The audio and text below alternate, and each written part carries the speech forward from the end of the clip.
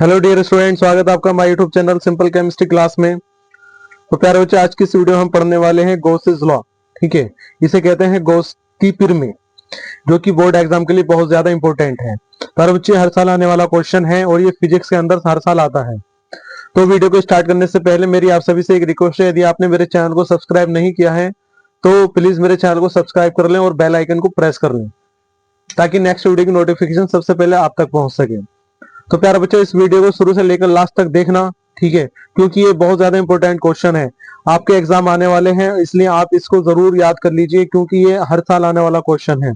तो लिखकर किस प्रकार से आना है जरा ये समझ लो आप। ठीक है, तो लिखकर क्या आना है जरा ये समझ लीजिए। आपको हेडिंग इस प्रकार से बनाकर आनी है, गॉसेस लॉ। ठीक है, इसे कहते हैं गॉसेस प्रमेय। ठीक, तो लिख के किस प्रकार से आना है जरा ये समझते रहिए। प्यारे बच्चों, 1700 शताब्दी के अंत में गॉस ने, ठीक है, इलेक्ट्रोस्टैटिक्स के संबंध में एक महत्वपूर्ण नियम दिया, जिसे गॉस का नियम कहते हैं। और इस नियम के अनुसार, ठीक है, समझते रहना, मैंने यहाँ इसको बहुत ही आसान भाषा में, बहुत ही सरल भाषा में लिखा है। यदि आप इसको ध्यान से सुनेंगे तो एक बार में आपको याद हो जाएगा, दोबारा आपको इसको देखने की जरूरत नहीं पड़ेगी। ठीक है, तो इसलिए आप ध्यान से सुनना।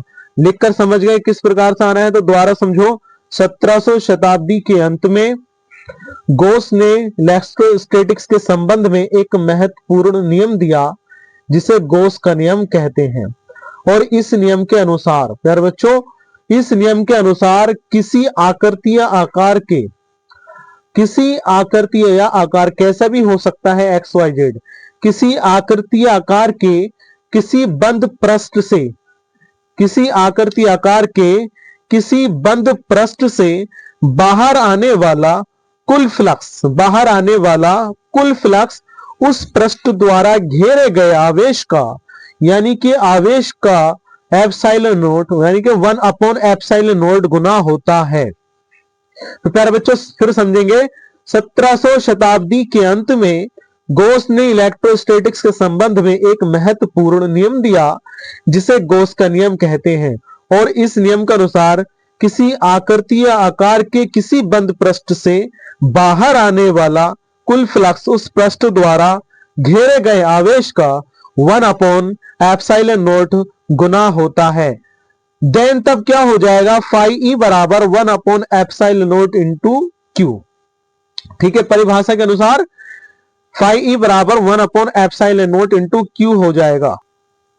क्या हो जाएगा, फाई ई बराबर 1/एप्सिलॉन नोट इंटू क्यू।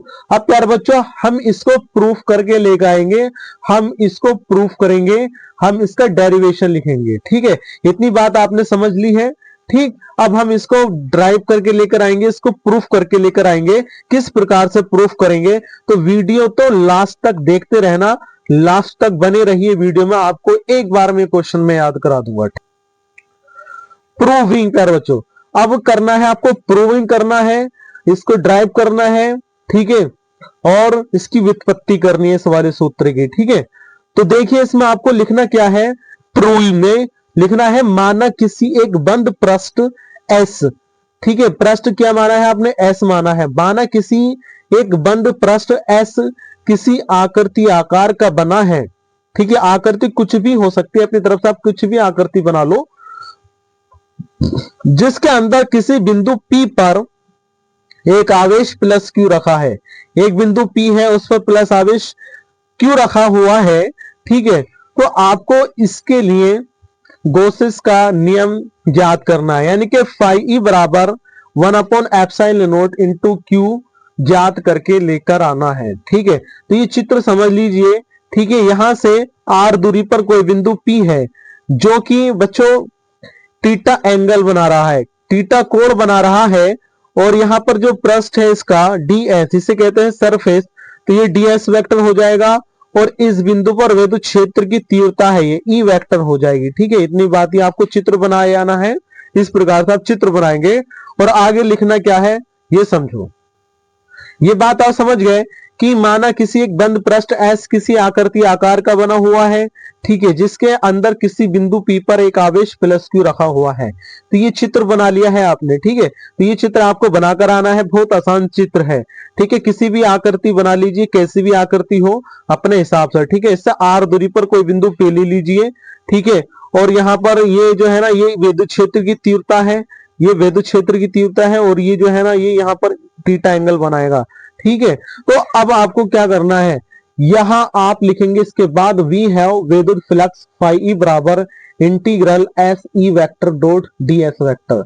यदि ये पंक्ति समझ में आ गई तो आप ड्राइव करके लेकर आ जाएंगे बहुत ही आसान तरीके से। ये बात आप समझ लीजिए कि फाई ई बराबर integral S E vector dot D S vector होता है।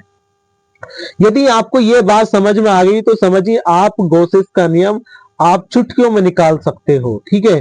तो ये बात समझ में आ गई, फाई ई बराबर integral S E vector dot D S vector. तो चलिए आगे क्या होता है वो समझ लेते हैं।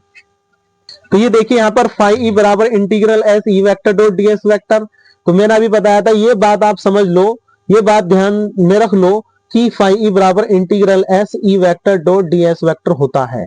यदि आप ये समझ गए तो समझिए आप इसका डेरिवेशन चुटकियों में कर लेंगे, ठीक है। इस प्रकार से फाई ई बराबर हो जाएगा E vector dot D S vector को आप इस प्रकार से लिखोगे, integral S E dot D S cos theta, ठीक है। यहाँ पर ई है dot D S cos theta, यानी कि ई वेक्टर और डी एस वेक्टर, यानी कि वेक्टर में हट जाएगा तो यहाँ पर कोस थीटा आ जाएगा, E D S cos theta. तो वेक्टर हट गया तो यहाँ पर क्या आ गया बच्चों, कोस थीटा आ गया। अब आपको करना क्या है, इसको आप समीकरण 1 मान लो, ठीक है। तो ये बात और याद रखनी है कि वेक्टर जब हटेगा तो कोस थीटा आ जाएगा, ये समीकरण ऐसे ही रहेगी, पाई बराबर integral S E D S cos theta. तो समीकरण 1 मान लेनी है अब इसको, ठीक है। अब किसी आवेश के Q के कारण, अब आपको यहां लिखना है कि किसी आवेश Q के कारण उससे आर दूरी पर स्थित बिंदु P पर विद्युत क्षेत्र की तीव्रता E बराबर 1/4 pi epsilon naught Q upon R square, E बराबर 1/4 pi epsilon naught Q upon R square. ये सूत्र होता है किसी आवेश Q के कारण उससे आर दूरी पर स्थित बिंदु P पर विद्युत क्षेत्र की तीव्रता का। तो क्या होता है, E बराबर 1/4 pi epsilon naught Q upon R square, ये सूत्र होगा, ठीक है। अब इस सूत्र को आप क्या करोगे, इस वाली समीकरण में इस E की जगह पर रख दोगे, ठीक है। इस वाली समीकरण में E की जगह रख देना है बस आपको, और आप देखेंगे कि जो नियम है गॉसेस का वो अपने आप निकल कर आ जाएगा, ठीक है। चलिए आगे देखते हैं बच्चों। अभी E का जो मान है 1/4 pi epsilon naught Q upon R square, इसको समीकरण 1 में रखा, यानी कि E की जगह रखा तो E का मान आया। E का मान समीकरण 1 में रखने पर, ये पहले लिख देना है आपको, इतना लिख देना है कि E का मान समीकरण 1 में रखने पर तो मिलेगा आपको फाई ई बराबर इंटीग्रल एस, ये आपने E का मान रख दिया 1/4 pi epsilon naught Q upon R square, D S cos theta अपनी जगह ही रहेगा, ठीक है। ये E की जगह आ गया। अब आपको क्या करना है, तो दोबारा से इसको लिखना है फाई ई बराबर इंटीग्रल एस। देखिए यहाँ पर ये समाकलन का चिन्ह है और यहाँ पर एस चला है, इसका मतलब ये होगा सरफेस, सरफेस को हिंदी में बोलते हैं पृष्ठ। तो 1/4 पाई एप्सिलॉन नॉट हो जाएगा Q गुणा D S cos theta upon R square, Q गुणा D S cos theta upon R square. इसको हमने ऐसे लिख लिया, जो डी एस कोस थीटा है इसके नीचे हमने आर स्क्वायर लिख लिया और Q को हमने यही ऐसे ही रहने दिया। तो इस प्रकार से आपको लिख लेना है। अब इसके बाद आप क्या करेंगे, तो वीडियो को लास्ट तक देखते रहिए। देखिए आप लिखेंगे but D S cos theta upon R square बराबर होता है डी ओमेगा, इसे कहते हैं सॉलिड एंगल। तो ये भी आप बात आपको याद रखनी है, D S cos theta upon R square बराबर होगा डी ओमेगा, यानी कि सॉलिड एंगल, इसे कहते हैं सॉलिड एंगल। तो इस पूरे का मान क्या हो जाएगा, डी ओमेगा हो जाएगा। तो जो समीकरण है ये वाली, इसमें डी एस कोस थीटा की जगह आप क्या रख दोगे, डी ओमेगा रख दोगे। तो यहाँ पर क्या हो गया, फाई ई बराबर integral S 1/4 pi epsilon naught Q गुणा डी ओमेगा।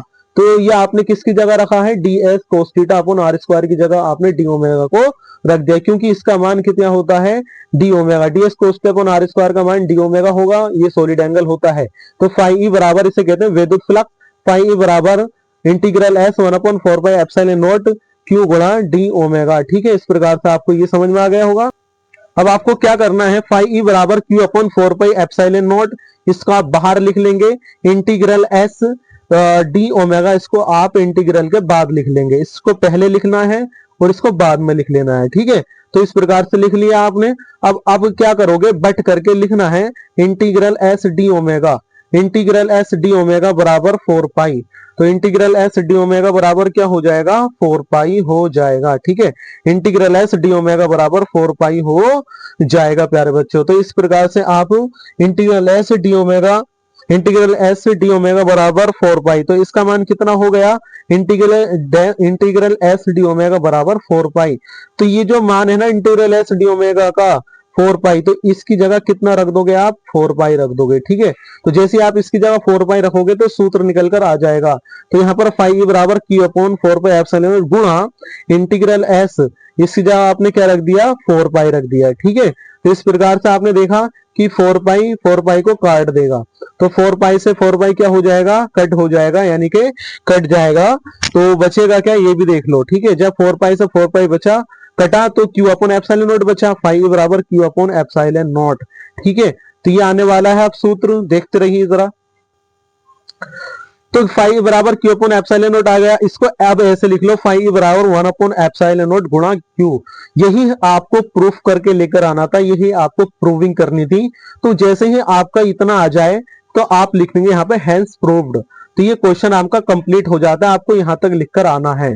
ठीक है, यदि आप यहाँ तक लिखकर आते हैं तो आपको फुल मार्क्स मिलेंगे, आपके नंबर नहीं कटेंगे। ठीक है, तो इस प्रकार से जैसे मैंने आपको बताया है, इस प्रकार से ही आपको याद करना है, तैयार करना है। ठीक है, अब इसका आगे थोड़ा सा आप ऐड करके और लिख लो, क्या लिखना है ऐड करके, ये भी देखिए इसमें लिखना है आपको, यदि बंद पृष्ठ द्वारा एक से अधिक आवेश घेरे जाते हैं, जो आपने पृष्ठ लिया था किसी भी आकृति का, जो आपने पृष्ठ लिया था, सरफेस लिया था, तो उसके द्वारा यदि एक से अधिक आवेश घेरे जाते हैं, तब इन आवेश का योग कितना होगा, सिग्मा क्यू बराबर Q1 plus Q2 plus Q3 plus Q4 plus Q5 dash हो जाएगा। ठीक है, तो आपको क्या करना है, देन तब फाई बराबर 1 upon epsilon not into Q, गुणा क्यू था, तो क्यू की जगह आप क्या लगा दोगे, सिग्मा क्यू लगा दोगे। ठीक है, तो इसका मतलब ये होगा कि जब पृष्ठ के द्वारा बहुत सारे आवेशों को घेरा जाता है, तो सूत्र आप कौन सा लगाओगे, फाई बराबर 1 upon epsilon not sigma Q. तो सिग्मा के द्वारा, ये सिग्मा का मतलब ये होता है कि उस पृष्ठ के द्वारा बहुत सारे आवेशों को घेरा गया है। तो ये सूत्र जो है गॉस की थ्योरम है, गॉस की प्रमेय का सूत्र है और गॉसेस लॉ है। तो इस प्रकार से आप करके आएंगे तो आपको फुल मार्क्स मिलेंगे। ठीक है, जैसे मैंने आपको बताया, तो ये बच्ची जो डेरिवेशन है मेरा बहुत ही आसान भाषा में लिखा है, इस वीडियो को लास्ट तक देखिए और इसको जो है तैयार करके जाइए। तो ये क्योंकि हर साल आने वाला क्वेश्चन है। तो प्यारे बच्चों, यदि वीडियो अच्छी लगी है तो वीडियो को लाइक कीजिए, कमेंट कीजिए और दोस्तों में शेयर कीजिए। मिलते हैं नेक्स्ट वीडियो में।